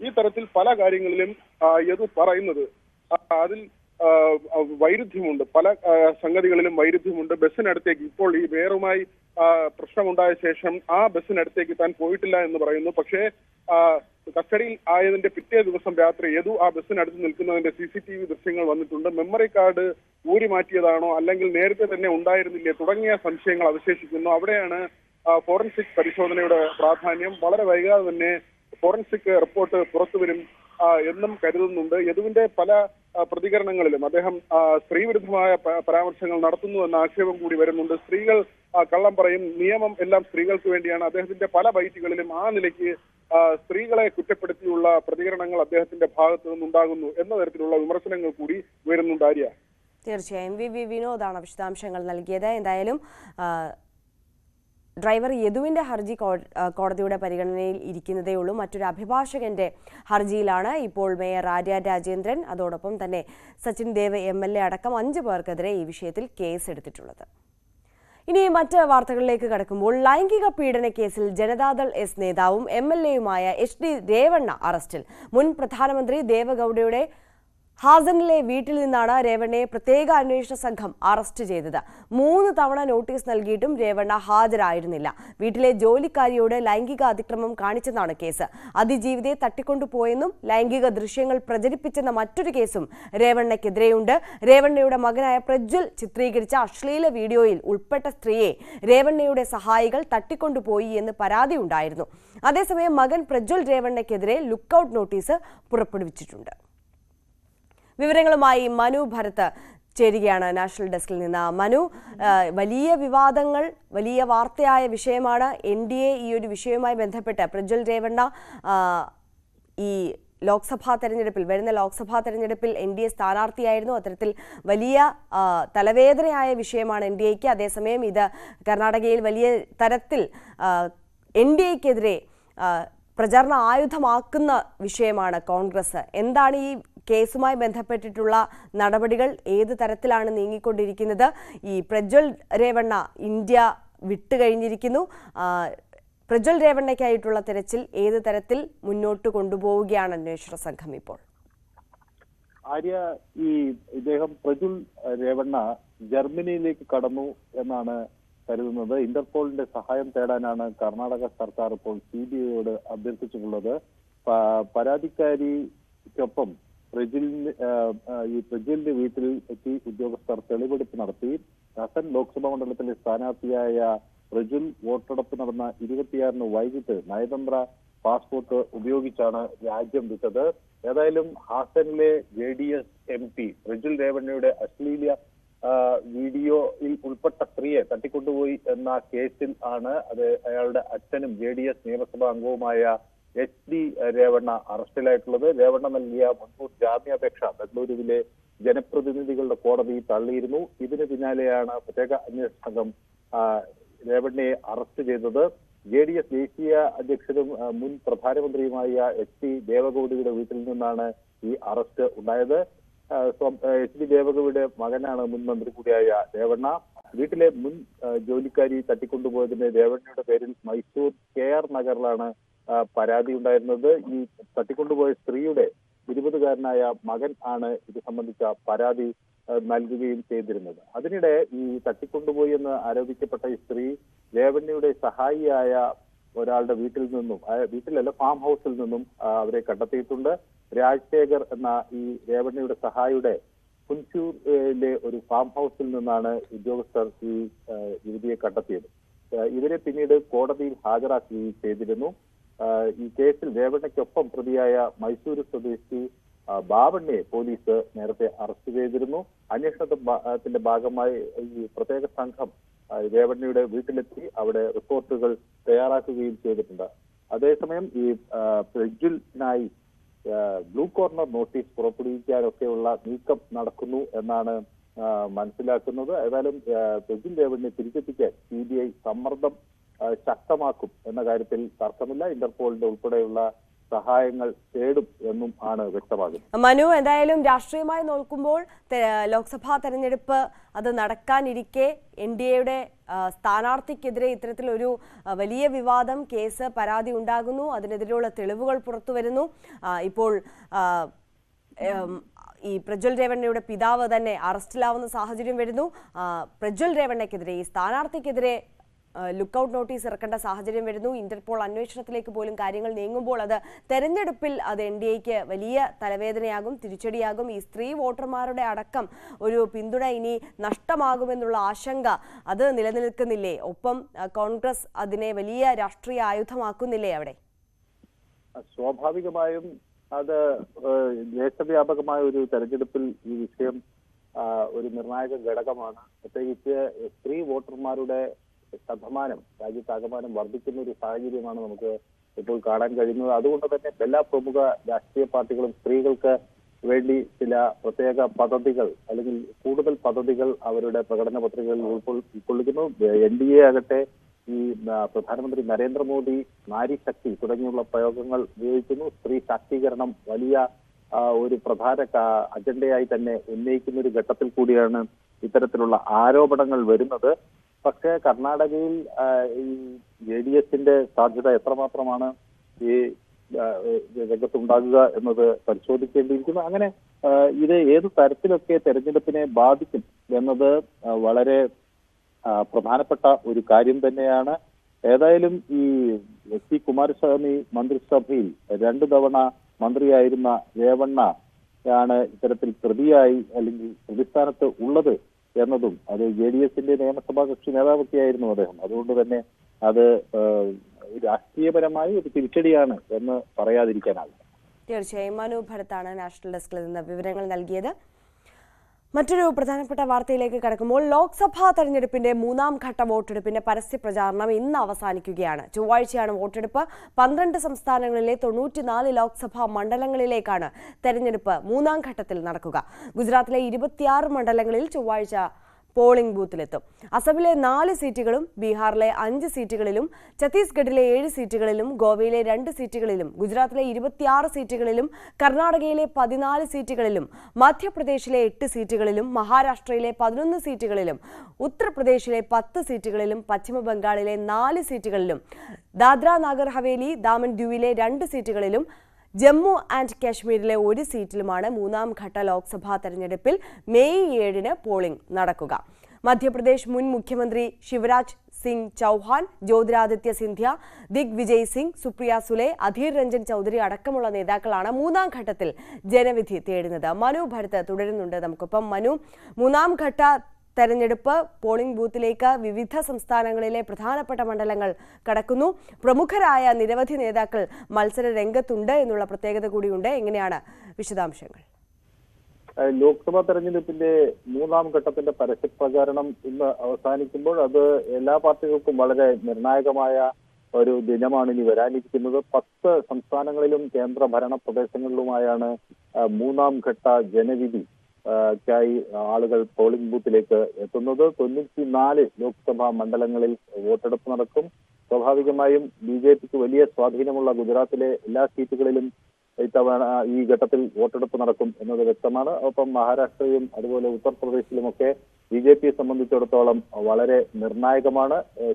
അവിടെയെല്ലാം മഹാരാഷ്ട്രയിൽ 11ഇടത്താണ്, ഉത്തർപ്രദേശിൽ 10 സീറ്റുകളിലുമൊക്കെ തെരഞ്ഞെടുപ്പ് നടക്കുന്നത്. BJPയെയും അതുപോലെ തന്നെ ഇന്ത്യ സഖ്യത്തെ സംബന്ധിച്ചിടത്തോളം വളരെ നിർണായകമായ ഇടങ്ങളാണ്. ജമ്മു കാശ്മീരിലെ അനന്ത്നാഗ് രജൌറി മണ്ഡലത്തിൽ തെരഞ്ഞെടുപ്പ് മെയ് 7-ൽ നിന്ന് മെയ് 25-ലേക്ക് മാറ്റിയിട്ടുണ്ട് എന്ന് തെരഞ്ഞെടുപ്പ് കമ്മീഷൻ വ്യക്തമാക്കിയിട്ടുണ്ട്.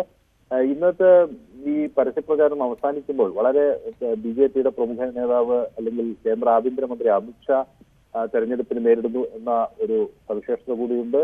കർണാടകയിൽ KS ഈശ്വരപ്പ വലിയ വിവാദങ്ങൾ സൃഷ്ടിച്ച അദ്ദേഹവും ഈ തെരഞ്ഞെടുപ്പിൽ ഉണ്ട് എന്നത് ശ്രദ്ധേയമാണ്. കേന്ദ്രമന്ത്രി ജ്യോതിരാദിത്യ സിന്ധ്യ, അതുപോലെ ഡിംപിൾ യാദവ്, ആര്യ സൂചിപ്പിച്ച പോലെ ശിവരാജ് സിംഗ് ചൗഹാൻ, അതുപോലെ ശരത് പവാർ മകൾ സുപ്രിയ സുലെ, അങ്ങനെ ഒട്ടനവധി പ്രമുഖർ 3ാം ഘട്ടത്തിന്റെ മത്സരത്തിൽ ഉണ്ട്. ഇതിൽ സൂറത്തിൽ നേരത്തെ ഒരു സ്ഥാനാർത്ഥി എതിരില്ലാതെ തെരഞ്ഞെടുത്തു. BJP സ്ഥാനാർത്ഥി എതിരില്ലാതെ തെരഞ്ഞെടുക്കപ്പെട്ടു. അതുകൊണ്ട് അവിടെ തെരഞ്ഞെടുപ്പ് ഇല്ല. അതേസമയം പ്രചരണം ശക്തമാക്കി ഇരു സഖ്യങ്ങളും, ഇന്ത്യ സഖ്യവും NDA മുന്നണിയും നടക്കുന്നു. പ്രധാനമന്ത്രി നരേന്ദ്രമോദി ഇന്ന് ഉത്തർപ്രദേശിലും ഒക്കെ അദ്ദേഹം പ്രചരണം നടത്തുന്നുണ്ട്. അയോധ്യയിലൊക്കെ പ്രചരണം നടത്തുന്നുണ്ട്. ഒഡീഷയിലും പ്രധാനമന്ത്രി ഇന്ന് എത്തും. രാഹുൽ ഗാന്ധി കൂടുതലും ഇന്ന് തെലങ്കാന കേന്ദ്രീകരിച്ചായിരിക്കും അദ്ദേഹത്തിന്റെ പ്രചരണ പരിപാടികൾ നടത്തുക. അപ്പൊ ആദ്യ 2 ഘട്ടങ്ങളിലും പോളിംഗ് കുറഞ്ഞത് ഏത് തരത്തിൽ തെരഞ്ഞെടുപ്പിനെ ബാധിക്കും എന്ന് രാഷ്ട്രീയ കേന്ദ്രങ്ങൾ വലിയ കണക്കുകൂട്ടലുകൾ നടത്തുന്നു. ഗുജറാത്തിലെ എല്ലാ സീറ്റുകളിലും തെരഞ്ഞെടുപ്പ് നടത്തുന്ന ഒരു സാഹചര്യത്തിൽ BJP സംബന്ധിച്ചിടത്തോളം അവിടെ ഉണ്ടായിരുന്ന ഒരു ആധിപത്യം നഷ്ടമാകാതെ സൂക്ഷിക്കേണ്ട ഒരു ഉത്തരവാദിത്വമുണ്ട്. അത് അവിടെ പോളിംഗ് കുറയുമോ എന്നൊക്കെ ഉള്ള ചർച്ചകളും സജീവമാണ്. ഏതായാലും ഒന്നാം ഘട്ടത്തിൽ 66.14%, രണ്ടാം ഘട്ടത്തിൽ 66.71% പോളിംഗ് രേഖപ്പെടുത്തിയ സാഹചര്യത്തിൽ ഇനി വരാനിരിക്കുന്ന മൂന്നാം ഘട്ടത്തിൽ ഏതാണ്ട് അതേ ശതമാനം പോളിംഗ് ഉണ്ടാകും എന്നാണ് ഒരു കണക്കുകൂട്ടൽ. സ്വാഭാവികമായും രാജ്യം തെരഞ്ഞെടുപ്പിന്റെ ചൂടിലേക്ക് പൂർണ്ണമായും ഉയർന്നു നിൽക്കുമ്പോൾ ഈ മൂന്നാം ഘട്ടവും വളരെ പ്രാധാന്യത്തോടു കൂടിയാണ് ഇന്ത്യ ഉറ്റുനോക്കുന്നത്. ശരി, മനു ഭരത്താണ് വിവരങ്ങൾ നൽകിയത്. പ്രധാനമന്ത്രി നരേന്ദ്രമോദി ഇന്ന് അയോധ്യയിൽ തെരഞ്ഞെടുപ്പ് പ്രചാരണത്തിൽ പങ്കെടുക്കും. രാമക്ഷേത്ര ദർശനത്തിന് ശേഷം റോഡ് ഷോയും ഉണ്ടാകും. പ്രാണപ്രതിഷ്ഠയ്ക്ക് ശേഷം മോദിയുടെ ആദ്യ അയോധ്യ സന്ദർശനമാണ് ഇത്. വാരണാസിയിൽ മോദി 14-ന് നാമനിർദ്ദേശ പത്രിക സമർപ്പിക്കും. 13-ന് മണ്ഡലത്തിൽ വമ്പൻ റോഡ് ഷോയും ഉണ്ടാകും. ജൂൺ 1-നാണ് വാരണാസിയിൽ വോട്ടെടുപ്പ്. തുടർച്ചയായ 3-ാം തവണയാണ് മോദി വാരണാസിയിൽ ജനവിധി തേടുന്നത്. ഇനി മോർണിംഗ് വൈബ്സിൽ ഒരു ചെറിയ ഇടവേളയാണ്. ഇടവേളയ്ക്ക് ശേഷം കൂടുതൽ വാർത്തകളിലേക്ക് തിരികെ എത്താം.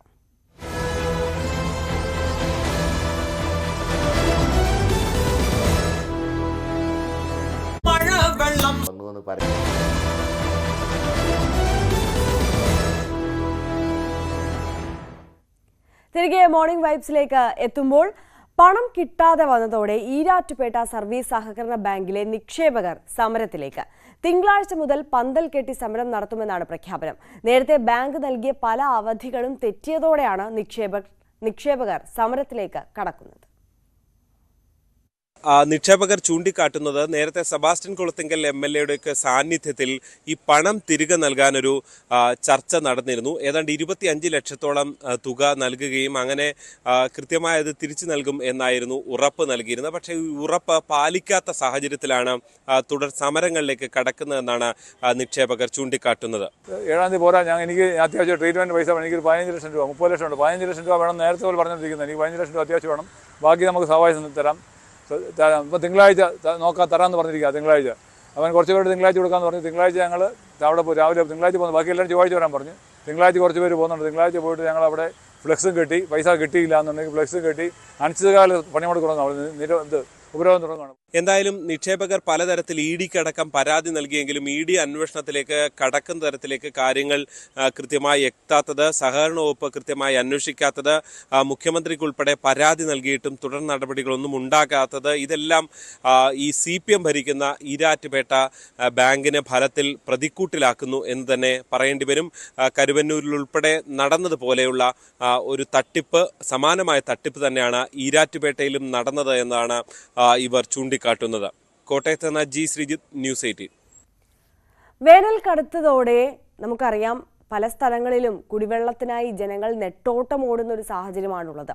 തലസ്ഥാനത്ത് കുടിവെള്ളം എത്തിക്കുന്ന പേപ്പാറ ഡാമിൽ വെള്ളം ഗണ്യമായി കുറഞ്ഞത് വലിയ ആശങ്കയാണ് സൃഷ്ടിക്കുന്നത്.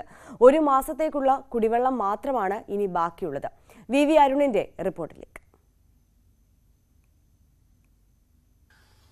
തലസ്ഥാന നഗരവാസികൾ കുടിവെള്ളത്തിനായി ആശ്രയിക്കുന്ന ജലസംഭരണിയാണ് പേപ്പാറ. ആ പേപ്പാറയുടെ ഇന്നത്തെ അവസ്ഥയാണിത്.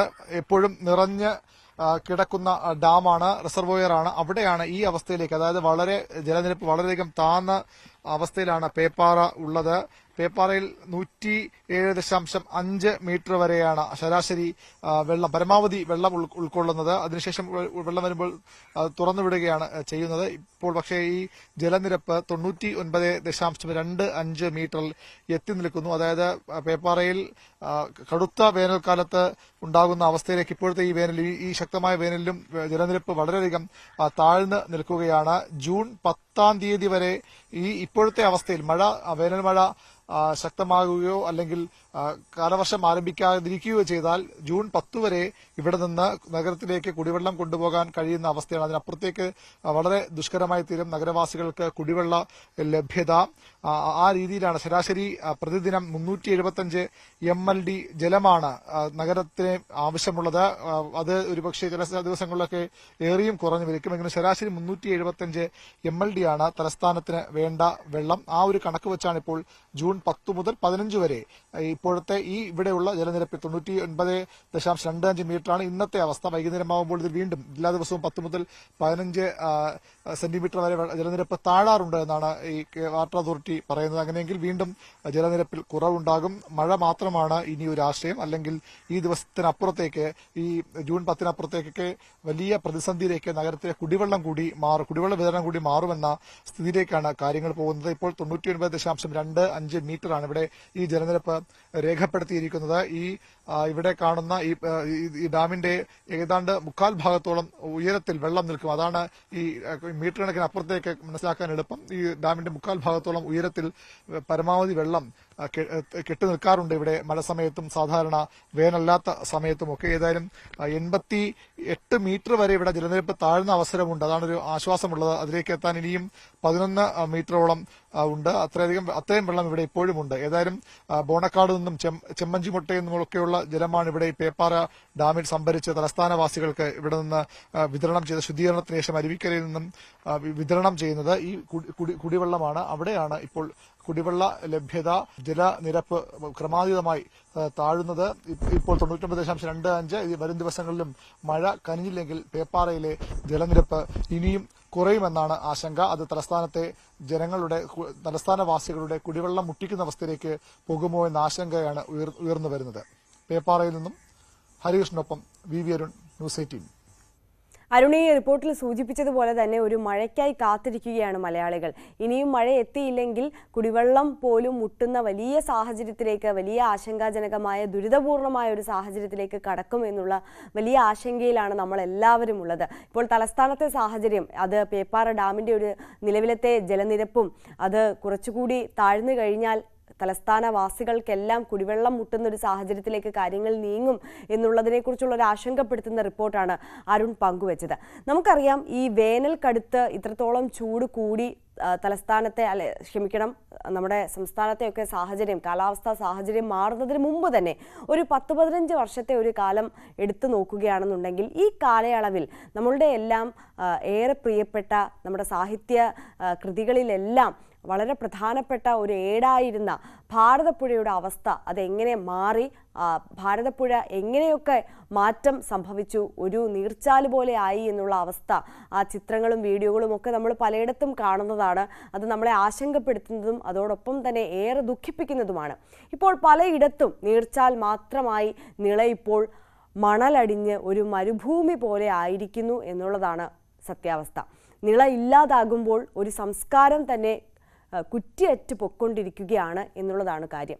കേരളത്തിലെ ഏറ്റവും നീളം കൂടിയ രണ്ടാമത്തെ നദിക്ക് സംഭവിച്ചത് എന്താണ് എന്നുള്ള ഒരു അന്വേഷണത്തിലേക്കാണ്, ഒരു സ്പെഷ്യൽ റിപ്പോർട്ടിലേക്കാണ് ഇനി നമ്മൾ പോകുന്നത്.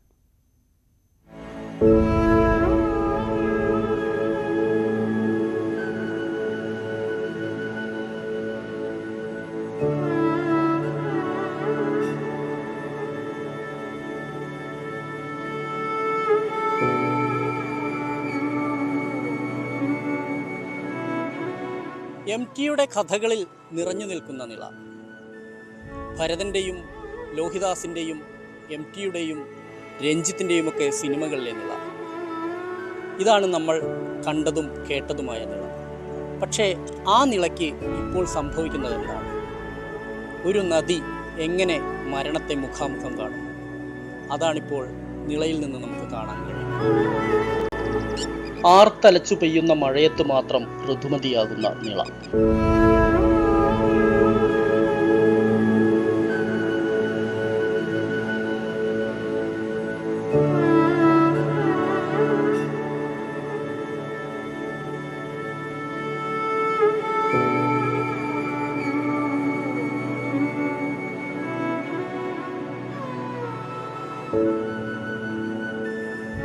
അല്ലാത്തപ്പോൾ മരുഭൂമി പോലെ വെന്തു ജ്വലിച്ചങ്ങനെ കിടക്കും. കടുത്ത ഉഷ്ണത്തിൽ നിളയുടെ സഖിയായ ആറ്റുവഞ്ഞിച്ചെടികൾ പോലും കരിഞ്ഞുണങ്ങി മൃതപ്രായയായി.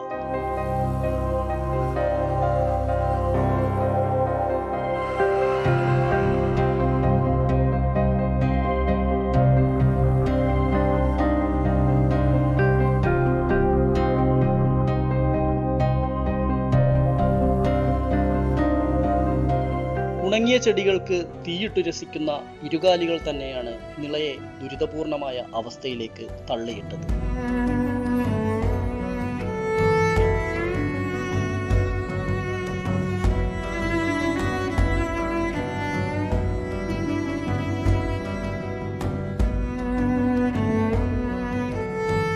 മരുഭൂവൽക്കരണത്തിന്റെ ആദ്യ ലക്ഷണങ്ങൾ പ്രകടമാക്കിയ നദി നിളയായിരുന്നു. ഊഷരഭൂമിയായി ഒരു നദി പരിണമിക്കുമ്പോൾ രക്ഷയ്ക്കാരും എത്തിയില്ല. മരണാസന്നയായ ഒരു നദിയുടെ എല്ലാ പാരിസ്ഥിതിക ലക്ഷണങ്ങളും നിള കാണിക്കാൻ തുടങ്ങിയത് 3 പതിറ്റാണ്ടെങ്കിലും മുമ്പാണ്.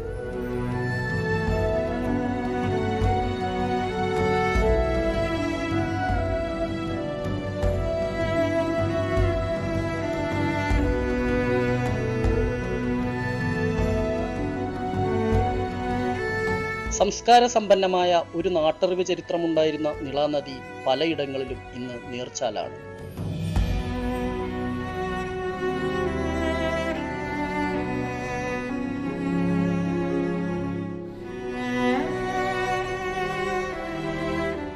ശരിക്കും നമ്മുടെ ഒരു കൈക്കുഞ്ഞിനെ സംരക്ഷിക്കേണ്ടതുപോലെ സംരക്ഷിക്കേണ്ട ഒരു ഇടമാണ് നമ്മുടെ കുടിവെള്ള സ്രോതസ്സായ ഭാരതപ്പുഴ, നിളാനദി. നമ്മുടെ കുടിവെള്ള സ്രോതസ്സാണെന്ന് കണക്കാക്കാതെ അതിലേക്ക് മാലിന്യങ്ങൾ, പട്ടണ മാലിന്യങ്ങൾ, നഗരമാലിന്യങ്ങൾ ഒലിച്ചു വിട്ടുകൊണ്ടേ ഇട്ടിരിക്കുന്ന ഒരു ഇടം.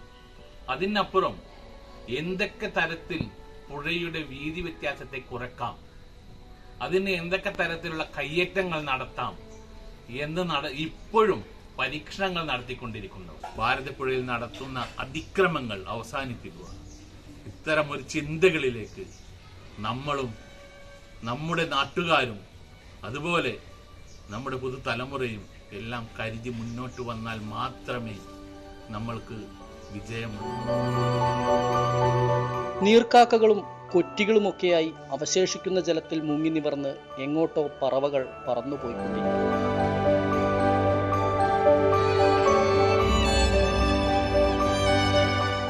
ജൈവ വൈവിധ്യത്തിന്റെ കലവറ നിളയുടെ സംസ്കാരത്തോട് ചേർന്നു നിന്നിരുന്നു. ഗ്രാമീണ വനങ്ങൾ നാശോന്മുഖമായപ്പോൾ നിളമണപ്പുറങ്ങൾ മരുഭൂമി കണക്കെ ചുട്ടുപഴുത്തു.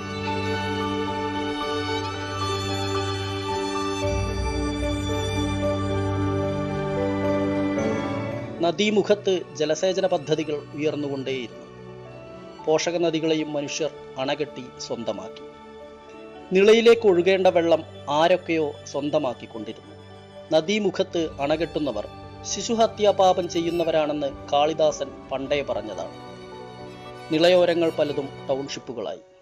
നിളാമുഖത്തേക്ക് മാലിന്യങ്ങൾ തള്ളി നഗരം ഒരു നദിയുടെ ആത്മാവിനെ കൊന്നുകൊണ്ടിരിക്കുന്നു.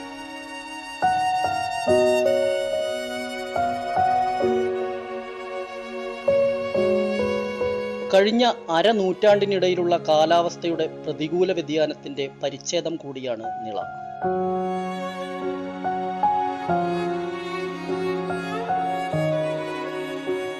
ഈ നദി ഒരു ജനതയ്ക്ക് വെള്ളവും തീരവുമായിരുന്നില്ല. കാർഷിക സംസ്കാരത്തിന്റെ സമ്പന്നമായ ഭൂതകാലമായിരുന്നു.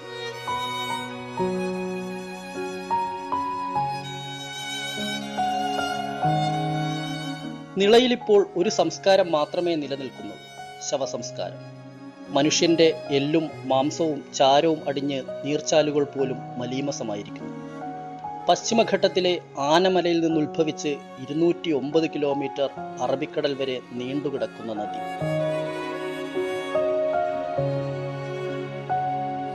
ഹ്രസ്വമായ ദൂരങ്ങളിൽ മാത്രം വെള്ളമുള്ള ഒരു നദി ഇങ്ങനെ നീണ്ടുകിടക്കുന്നു.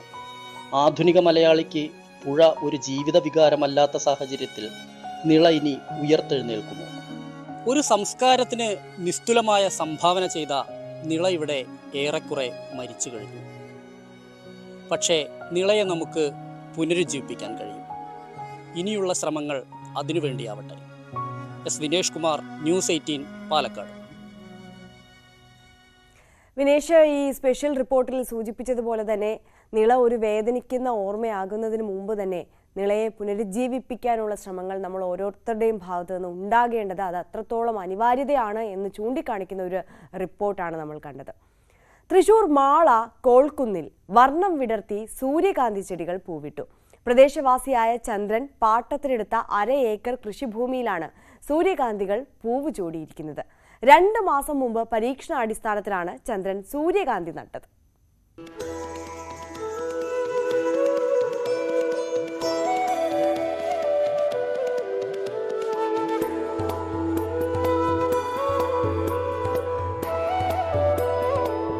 മാളയിലെ കോൾക്കുന്നിലാണ് സൂര്യകാന്തിപ്പൂക്കൾ കണ്ണിന് കുളിർമയേകുന്ന വർണ്ണക്കാഴ്ചയൊരുക്കിയിട്ടുള്ളത്. അത്യുൽപാദനശേഷിയുള്ള സൂര്യകാന്തി വിത്തിനങ്ങളാണ് ചന്ദ്രന് ലഭിച്ചത്. 4000 ചെടികളാണ് ഈ 1/2 ഏക്കറിൽ ഉള്ളത്. ഓരോന്നും 5 അടിയിൽ അധികം ഉയരം വെച്ചവയാണ്. ഭൂരിഭാഗവും പൂവിട്ടു കഴിഞ്ഞു. സുഹൃത്തും കർഷകനുമായ അഷ്ടമിച്ചിറ സ്വദേശി സിനോജായിരുന്നു ചന്ദ്രന് സൂര്യകാന്തി വിത്തുകൾ സംഘടിപ്പിച്ച് നൽകിയത്. സൂര്യകാന്തി ചെയ്യാന്ന് വിചാരിച്ചപ്പോൾ നമുക്ക് വിത്തിൻ്റെതായിരുന്നു. അപ്പോൾ എൻ്റെ ഒരു സുഹൃത്തുണ്ട് സിനോജ് എന്ന് പറഞ്ഞിട്ട്, ആൾ പറഞ്ഞ് വിത്ത് ഞാൻ തരാം എൻ്റെ കയ്യിലിരിക്കുന്നു പറഞ്ഞ ആൾ തന്നെ എനിക്ക് വിത്ത് കൊണ്ടുവന്നു. ആളുടെ കൂടുതൽ എല്ലാ കാര്യങ്ങളും ആളുടെ നോക്കലും കാര്യങ്ങളൊക്കെ ഉണ്ടായിരുന്നു. ആളാണ് എനിക്ക് വിത്ത് തന്നത് കുത്താനെ. ഇത് നമ്മൾ ചെയ്തപ്പോൾ എന്ന് പറഞ്ഞാൽ ഇതിൽ വേറെ ചാണപ്പൊടി, കോഴിക്കാട്ടം ഇങ്ങനെയുള്ള ആ ജൈവവളം മാത്രമേ കൊടുത്തിട്ടുള്ളൂ. വേറെ നനയാണെങ്കിലും കുറച്ച് തന്നെ വേണ്ടു. വേനൽക്കാലത്തേക്കുള്ള ഒരുപാട് വെള്ളത്തിൻ്റെ ആവശ്യം തന്നെയില്ല. പക്ഷെ നല്ല വിളവ് നമുക്ക് കിട്ടുകയും ചെയ്യും. നല്ല പൂക്കളും വന്നു, ഒരു മറ്റേ കീടമൊന്നും വരാതെ കൊണ്ട് വന്നു. രാസവളം എന്ന് പറഞ്ഞ സാധനം മരുന്നതൊന്നും ചെയ്യാതെ കണ്ട് നമുക്ക് ഇത്ര നല്ല റിസൾട്ട് കിട്ടുന്ന ഒരു ചെടിയാണത്. അതുകൊണ്ട് നമുക്ക് സുഖമായിട്ട് ചെയ്യാം. ചാണകപ്പൊടിയടക്കമുള്ള ജൈവവളങ്ങൾ മാത്രമാണ് കൃഷിക്ക് ഉപയോഗിച്ചത്. 1 മാസം കഴിഞ്ഞാൽ വിളവെടുപ്പ് നടത്താനാണ് ചന്ദ്രന്റെ തീരുമാനം. 100 ദിവസം കൊണ്ട് നമുക്ക് ഇതിന്റെ വിളവെടുപ്പ് കിട്ടും. 60 ദിവസമായി ഇപ്പോൾ പൂവായി. ഇനി 1 മാസം കഴിയുമ്പോഴേക്കും വിളവെടുപ്പ് നടത്താം. അപ്പോൾ നമുക്ക് തന്ന വ്യക്തി പറഞ്ഞത് തന്നെയാണ് നമുക്ക് ആദ്യമായിട്ട് ചെയ്യുന്നുണ്ട്. കൂടുതൽ കാര്യങ്ങളിലേക്ക് നമുക്ക് ഇത് പറയാൻ അടുത്ത കൊല്ലമാണ് ഞാൻ കൃത്യമായി പറഞ്ഞത്. എന്താ കൃത്യമായ കാര്യങ്ങൾ നമുക്ക് പഠിക്കാൻ പറ്റും. കൃഷിയോട് താല്പര്യമുള്ളവർക്ക് വിത്ത് നൽകാനും ചന്ദ്രൻ തയ്യാറാണ്. 103 വയസ്സുള്ള അമ്മ കാർത്തിയായനിയും ഭാര്യ അംബികയും മക്കളുമാണ് ചന്ദ്രനെ പ്രോത്സാഹിപ്പിക്കുന്നത്. കഴിഞ്ഞ 40ലധികം വർഷങ്ങളായി ജൈവകൃഷി രംഗത്തുള്ള ചന്ദ്രൻ 12 ഏക്കറിൽ പച്ചക്കറി കൃഷി ചെയ്തു വരികയാണ്. സംസ്ഥാന സർക്കാരിൻ്റെ ഏറ്റവും മികച്ച പച്ചക്കറി ക്ലസ്റ്ററിനുള്ള പുരസ്കാരം നേടിയ മാള കോൾക്കുന്ന് ഹരിതസംഘത്തിൻ്റെ പ്രസിഡന്റ് കൂടിയാണ് ചന്ദ്രൻ. നിരവധി പേരാണ് സൂര്യകാന്തി പൂവിട്ടതറിഞ്ഞ് കാണാനായി ഇവിടേക്ക് എത്തുന്നത്.